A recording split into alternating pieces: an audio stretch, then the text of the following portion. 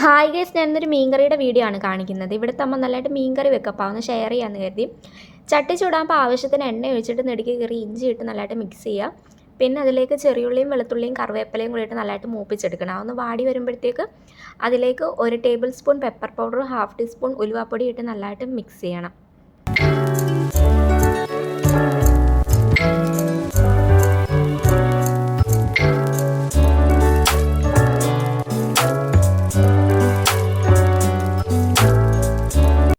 ഇനി ഇതിലേക്ക് 1 table spoon മല്ലിപ്പൊടിയും 2 ടീസ്പൂൺ കാശ്മീരി ചില്ലി പൗഡറാണ് ഇടുന്നത്. ഇവിടുത്തെ മീൻകറിക്ക് എരി കാണത്തില്ല, അതാണ് പ്രത്യേകത. ആകെ എരി വരുന്നത് പെപ്പർ പൗഡറിൻ്റെ മാത്രമേ ഉള്ളൂ. പച്ചമുളകും യൂസ് ചെയ്യത്തില്ല, എരിയുള്ള മുളക് പൊടി യൂസ് ചെയ്യത്തില്ല. പക്ഷേ നല്ല ചാറ്, നല്ല കുഴകുഴാന്നിരിക്കുന്നൊരു ചാറ് കാണും. അതുകൊണ്ട് തന്നെയാണ് ഇതിന് ഭയങ്കര ടേസ്റ്റ്. ഇതൊന്നും നല്ലതായിട്ട് മിക്സ് ചെയ്ത് മൂപ്പിച്ചെടുക്കണം. മൂത്ത് വരുമ്പോഴത്തേക്ക് ഒരു വലിയ തക്കാളിക്ക് എടുത്ത് പേസ്റ്റാക്കി ചേർക്കണം. ഇതിൽ നിങ്ങൾക്ക് കറിവേപ്പില കാണാം, അതമ്മ അറിയാതെ ചേർത്താണ് കേട്ടോ. തക്കാളിക്കയുടെ പച്ചമണം മാറുന്നിടം വരെ നല്ലതായിട്ട് മിക്സ് ചെയ്യണം കേട്ടോ. ഈ സമയത്ത് ഫ്ലെയിം മാക്സിമം കുറച്ച് വെക്കണില്ല, അടിക്ക് പിടിക്കുകയോ കരിഞ്ഞു പോവുകയും ചെയ്യും. ശേഷം ആവശ്യത്തിന് വെള്ളം ഒഴിച്ച് നല്ലതായിട്ട് തിളപ്പിക്കണം. ഇവിടെ അമ്മ ആണെങ്കിൽ ഒരുപാട് വെള്ളം ഒഴിക്കും.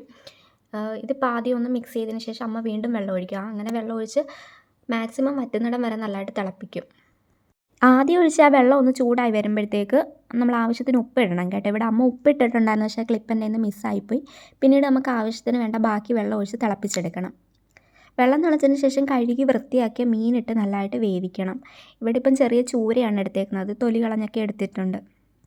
ഇതിനി നമുക്ക് നല്ലതായിട്ട് ഇളക്കിക്കൊണ്ടിരിക്കണം.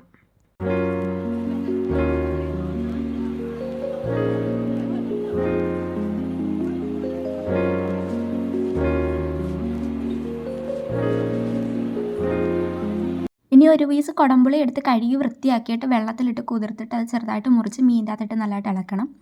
പിന്നെ ഉപ്പ് വേണമെങ്കിൽ ആവശ്യത്തിന് വീണ്ടും ചേർക്കുക. ഇനി തീ കുറച്ച് വെച്ച് 10 മിനിറ്റ് അടച്ച് വെച്ച് നമ്മൾ വേവിക്കണം.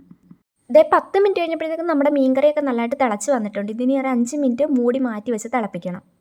അപ്പോൾ നമ്മുടെ സൂപ്പർ മീൻകറി ഇവിടെ റെഡി ആയിട്ടുണ്ട്. എല്ലാവർക്കും ഇഷ്ടപ്പെട്ടെങ്കിൽ ഉണ്ടാക്കി നോക്കട്ടെ. ബൈ.